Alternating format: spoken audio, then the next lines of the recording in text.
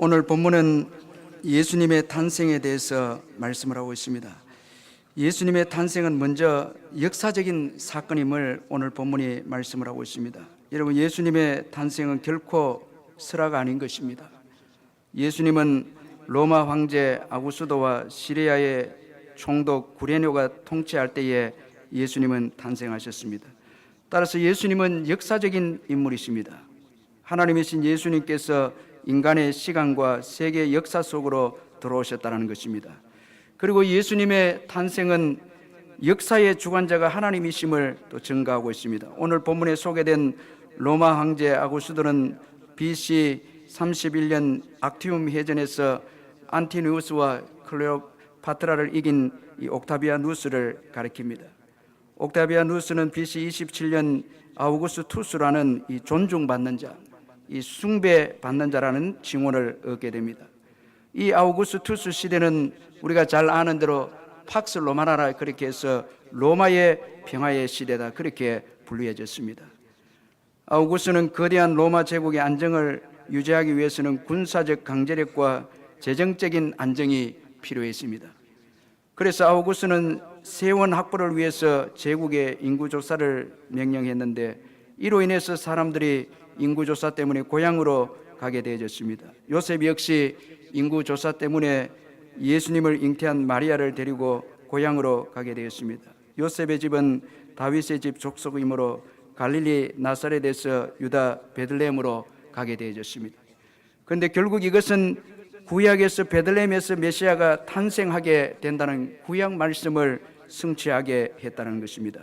구약 미가서 5장 2절을 보면 베들레헴 에브라다야, 너는 유다 족속 중에 작을지라도 이스라엘을 다스릴 자가 내게서 내게로 나올 것이라. 그의 근본은 상고의 영원에 있느니라. 그렇게 말씀하고 있습니다. 따라서 하나님은 그의 아들 예수님을 베들레헴에 태어나게 하기 위해 아구스도의 인구조사까지 사용하셨다는 것을 우리가 볼 수가 있습니다. 이 아구스도까지 주관하시는 하나님이시다는 것입니다. 그러므로 하나님은 역사를 주관하시고 세상의 군왕까지 주관하시는 분이신 것입니다. 오늘 이 시대도 하나님의 손에 있음을 믿으시길 바랍니다. 이 시대의 역사와 이 시대의 모든 군왕들과 정치가들이 다 하나님의 손에 있는 것입니다. 하나님은 신실하신 분이십니다. 반드시 그의 약속을 성취하시는 분이십니다. 세상의 군왕들과 역사를 주관하셔서 그의 뜻을 이루시는 분이 바로 하나님이십니다. 그러므로 오늘 이 시대를 살아가는 우리는 하나님을 두려워하며 믿음으로 살아가야 될 줄로 믿습니다.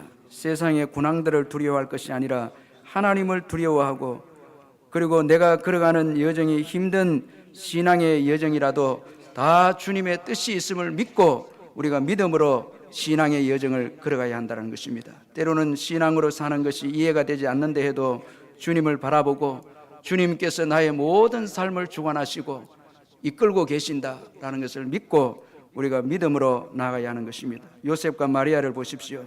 나사렛에서 이 유대 베들레헴까지는 약 한 145km라고 합니다.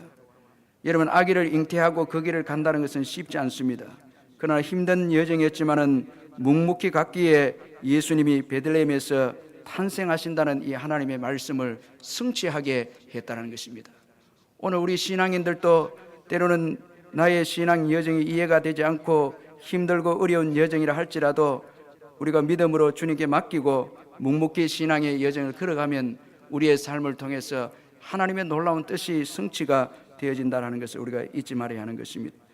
또한 예수님의 탄생은 예수님이 구약에 약속한 메시아이다라는 것을 우리에게 증거해 주고 있습니다. 구약 성경은 다윗의 후손으로 메시아가 오실 것을 약속을 했고, 그리고 메시아의 탄생의 곳에 대해서 유대 베들레헴이다, 그렇게 예언을 했습니다. 따라서 이 예언들이 성취됨으로 예수님은 우리를 죄에서 구원하실 하나님의 아들이시다라는 것을 오늘 본문이 증거를 하고 있습니다. 오늘 본문 4절 5절에 보면 요셉도 다윗의 집 족속이므로 갈릴리 나사렛 동네에서 유대를 향하여 베들레헴이라는 다윗의 동네에서 유대를 향하여 베들레헴이라는 다윗의 동네로 그 약혼한 마리아와 함께 호적하러 올라가니, 그렇게 말씀하고 있습니다. 이 말씀을 통해서 보면 간접적으로 예수님이 다윗의 후손으로 이 땅에 오셨다는 것을 증거하고 있고, 그리고 예수님은 구약의 메시아로 예언된 분으로서 유대 베들레헴에서 탄생하신 분이시다라는 것을 또 말씀을 하고 있습니다. 그러므로 여러분, 오늘 본문에 탄생하신 예수님은 구약에서 예언한 약속의 메시아이십니다. 바로 이 메시아라는 건 우리의 구원자이시다는 것입니다. 하나님의 아들이십니다. 따라서 예수님 외에는 구원받을 길이 없습니다. 우리의 죄를 사함받고 영생을 얻는 길은 오직 예수 믿는 길밖에 없습니다. 예수님만이 유일하게 하나님 아버지께로 나아갈 수 있는 길이라는 것입니다. 그래서 요한복음 14장 6절에 보면 예수께서 이르시되 내가 곧 길이요 진리요 생명이니 나로 말미암지 않고는 아버지께로 올 자가 없느니라, 그렇게 말씀을 하고 있습니다. 그리고 예수님의 탄생은 예수님께서 우리를 축복하시기 위함임을 또 오늘 본문에서 증거하고 있습니다.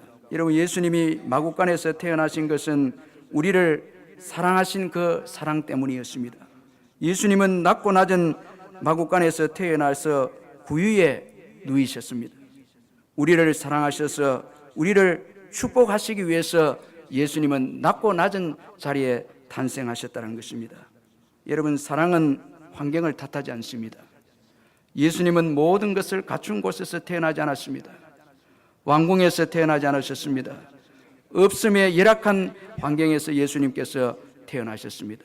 이 여관이 여기 없었다, 그렇게 오늘 본문에서 말씀하고 있는데, 예수님은 열악한 환경에서 오셨습니다. 따라서 사랑은 환경을 탓하지 않는다는 것입니다. 사랑은 상대방을 살리는 것이라면 없음의 환경에도 가는 것입니다. 그래서 우리 선교사님들이 여러분, 언어도 다르고 문화도 다른데 그 이방인들의 영혼을 사랑해서 없음의 환경으로 가는 거예요. 그게 사랑이라는 것입니다. 여러분, 좋은 환경만 찾지 마시길 바랍니다. 좋은 환경만 찾는 것은 그것은 진정한 사랑이 아닌 것입니다. 분위기가 좋고 내가 편리하고 부족함이 없는 것만 추구해서는 안 되는 것입니다. 여러분, 때로는 우리가 구원받아야 할 형제 자매가 있다면은 열악한 환경에도 가야 하는 것입니다. 이방 땅에도 가야 하는 것입니다. 믿지 않는 가족들을 구원하려면 힘든 환경에도 가야 하는 것입니다. 여러분, 우리가 전도해 보십시오. 얼마나 문전박대를 많이 받게 됩니까? 그게 사랑하기 때문에 가는 거예요. 사랑하는 환경을 탓하지 않습니다.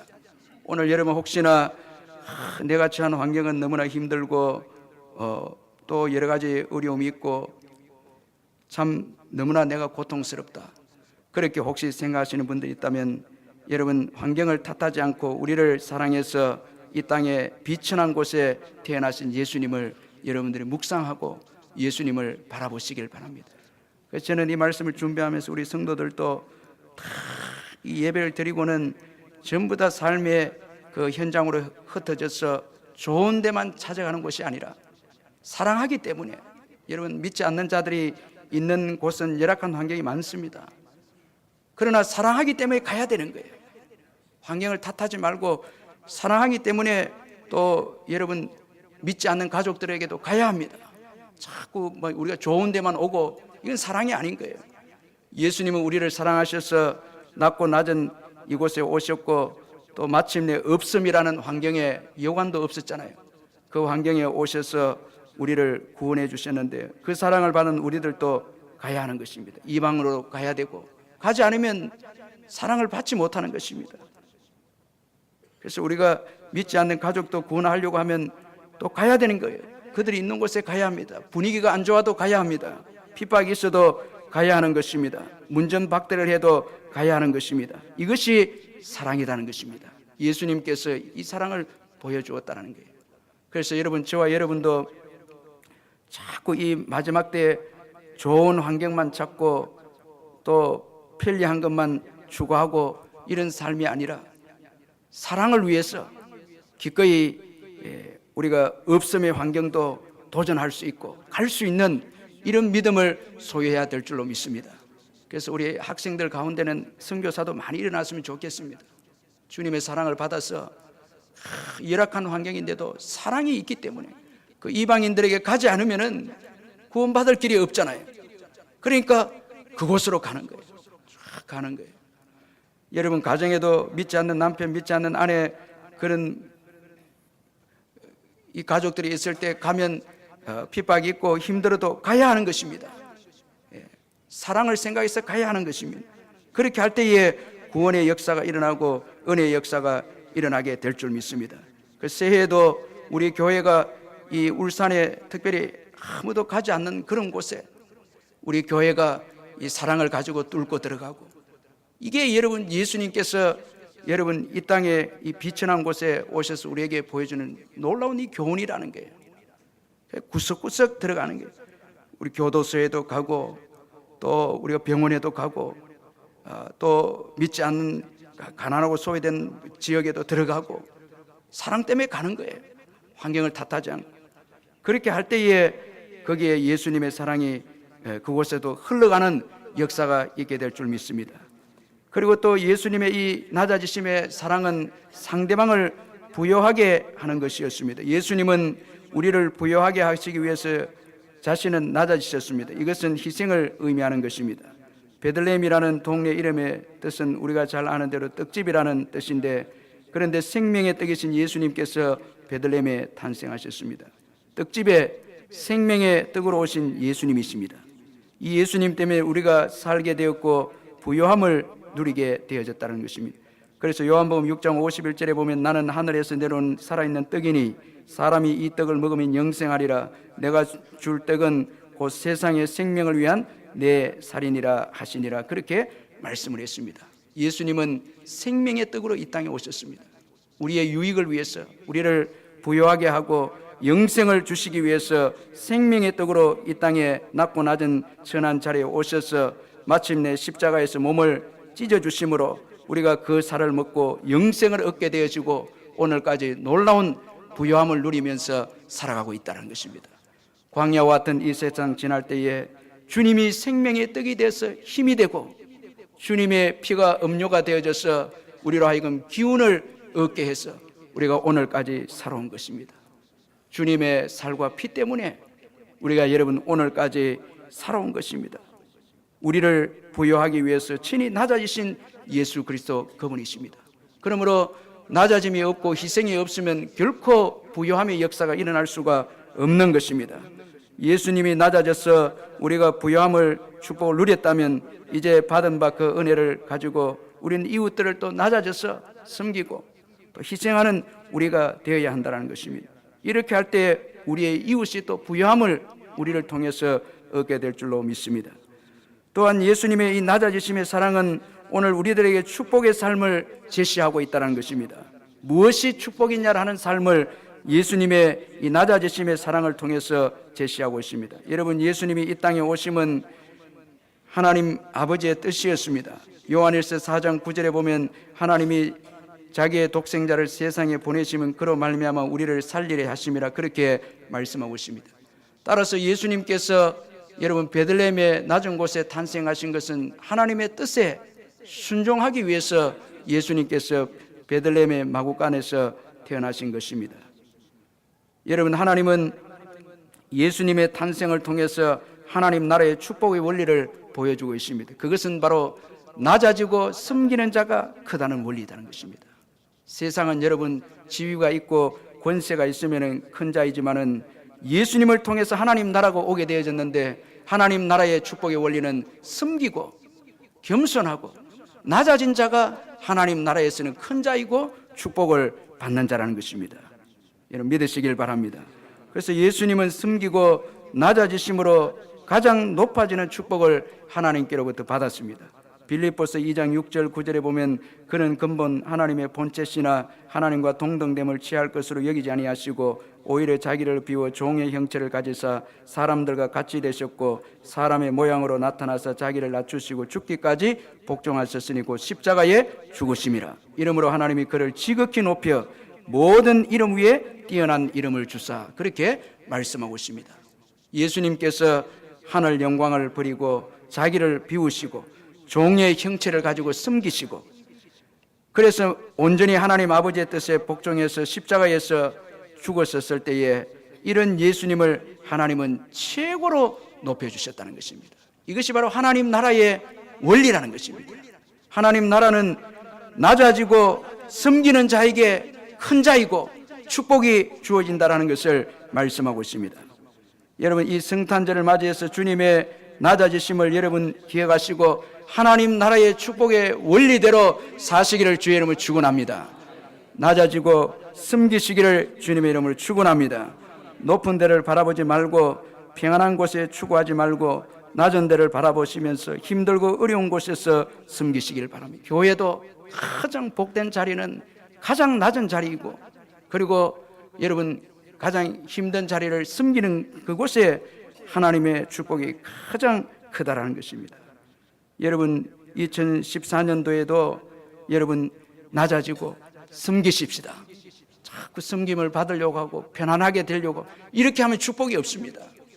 예수님께서 축복의 삶을 지금 친히 자신의 삶을 통해서 우리에게 보여주고 있습니다. 하나님 나라의 축복의 원리는 낮아지는 것이고 또 숨기는 것이고 하나님의 말씀에 순종해서 십자가를 지는 것이 하나님 나라의 이 축복의 원리다라는 것을 오늘 우리들에게 보여주고 있습니다.